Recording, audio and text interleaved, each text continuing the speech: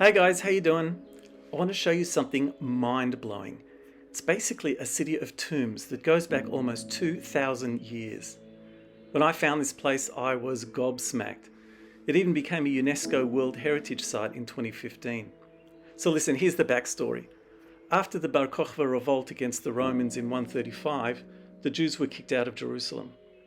The Sanhedrin moved and ended up in the Galil. By the 2nd century, it was headed by the famous Rabbi Yehuda Hanassi. Now, the rabbi was politically astute, and he was on good terms with the Romans, who granted him land, including in Bet Shearim. He ran the Sanhedrin there before moving it for health reasons to the nearby town of Tzipori. Rabbi Yehuda is best known for compiling the Mishnah, which is a written version of the oral law. That's the basis of the Talmud, and it led to major developments in the practice and study of Jewish law. Under his leadership, the Jewish community flourished.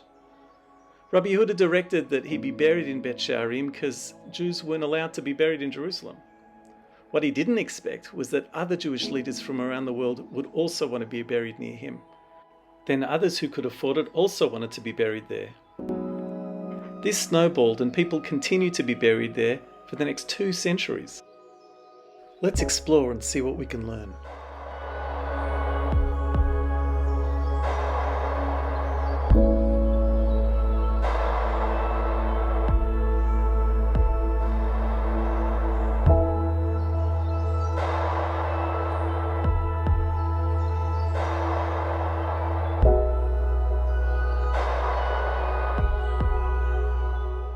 So this would have been, here, look, you can see the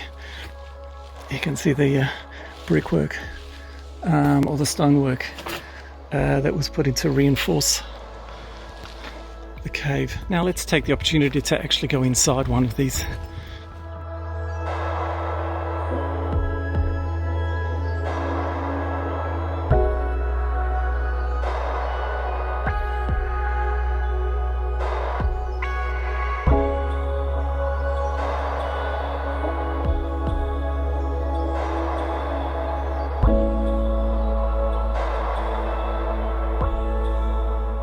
Time when all of this was going on, Jews weren't really speaking Hebrew on a day-to-day basis anymore, so there were a lot of languages, Greek and Aramaic and Palmyran, I think it's called. So over this one there is a Greek inscription which apparently means God, remember your servants Sarkados. As we come a little further in on the second arch, we can see these. This is apparently a lulav. There's another one there. This one is called. They've called it Caves of the Curses because apparently some of these have inscriptions saying anyone who breaks in here is going to die an evil end. Really, there are catacombs all the way through these hills. In this position, it really makes me feel like I am a documentary movie maker. The fact that I can actually sit here in situ in front of one of these burial caves from somewhere between the 2nd and the 4th century. And here you can see again the door here, which has metal hinges down here.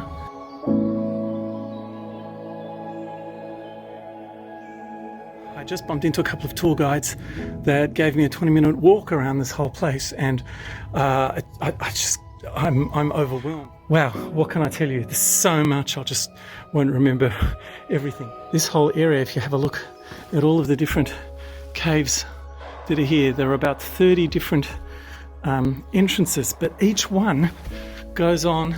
There are whole corridors full, and if you go inside, you can see enormous. Look, the corridors just go on and on. There we go. So look here, there's 3 burial spots here, and another 3 here, and another 3 here, and another 3 here, and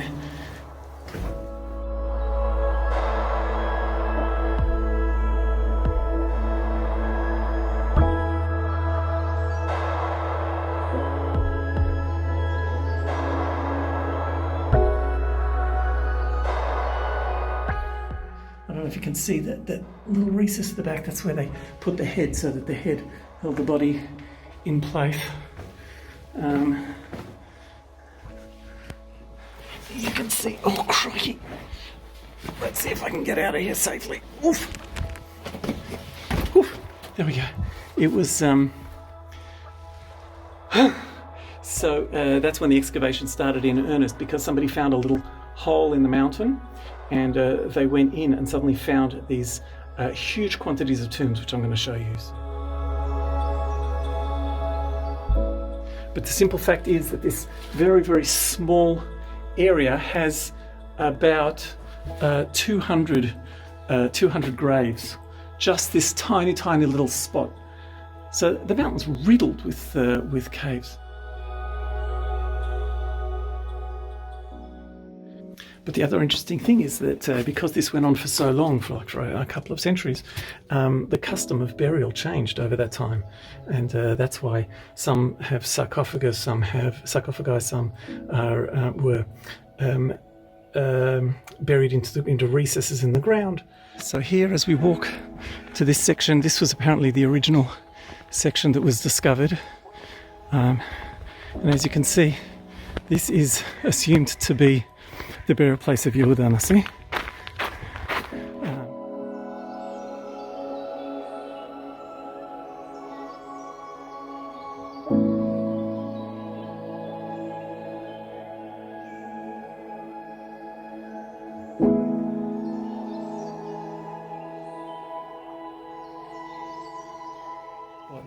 Now, they were telling me that these little things here were actually for children.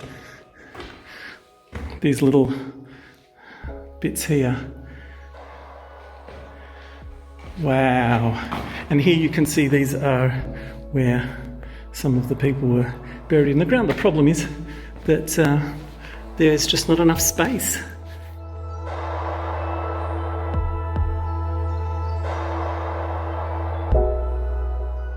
The really, really impressive section here is through this little passageway here, and that takes us to what is considered to be the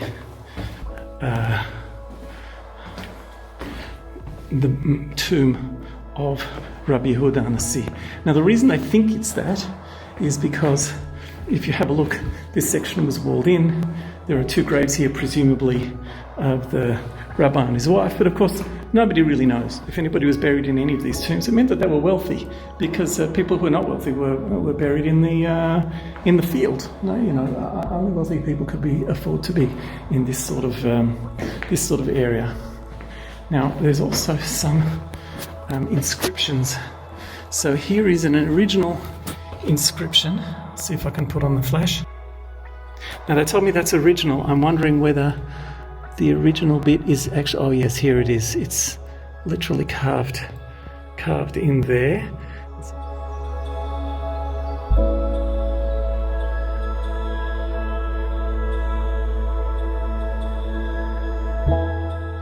So I think that the majority of the caves of the burial tombs are actually in this section here.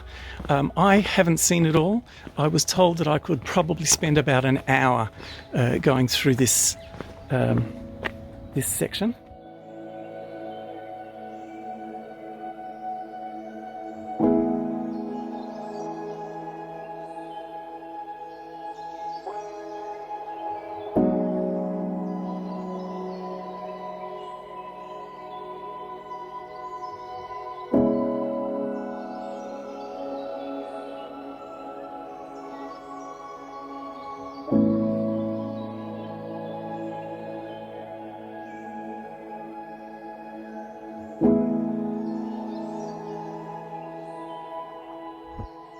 Now this is from a different period. You can see there's sarcophagi everywhere. Sarcophagus, apparently, they told me, actually means flesh eating, because that's what they did. They put the bodies in here so that the bodies could decay. Here you can see there's sarcophagi everywhere, and these are little burial niches. But there are corridors that just go on and on and on. And look at all these huge sarcophagi.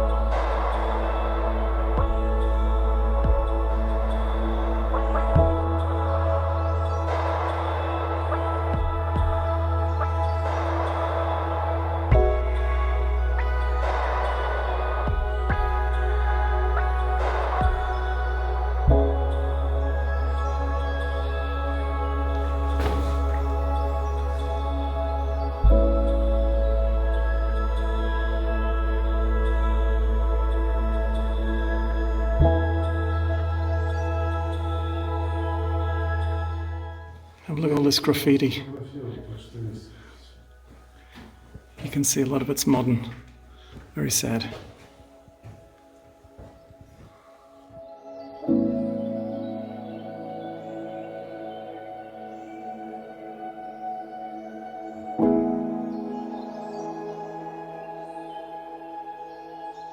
Collapsing on me. So all of this was closed for 1800 years. That itself is amazing.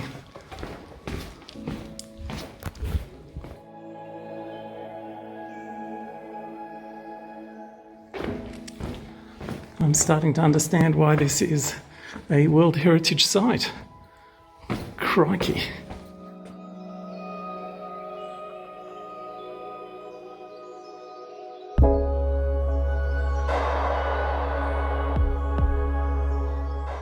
What the guides told me was that this is the largest menorah to have been found in the country, apparently, and it's from this that we understand, from this and one or two others apparently, that the original menorah from the temple was did not have a base.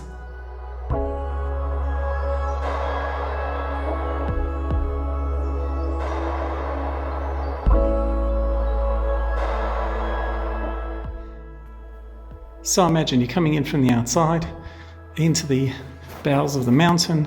You've already got some other people who are buried in here. God knows how long for. I mean, you know, gosh, look how deep that goes in. And then some really rich dude has set, his family set himself up here, or maybe he has. Look at these incredible carvings. Pardon me, on this sarcophagus. Now, I don't know who else is buried in this sarcophagus, but if you have a look inside here, I mean, each of these little holes leads to another whole burial chamber. Just really phenomenal. Let's see if I can put on the flash there. Here's another whole burial chamber section here. Now, according to the guides, what's happened is that there's nothing here apart from the tombs themselves, because grave robbers came in and cleared the place out. They just took everything. What happened to the bones, they think, is that, of course, wild animals came in afterwards over a few hundred years and basically took whatever they could, that they could find, bones to chew on or whatever. And so the place is now empty.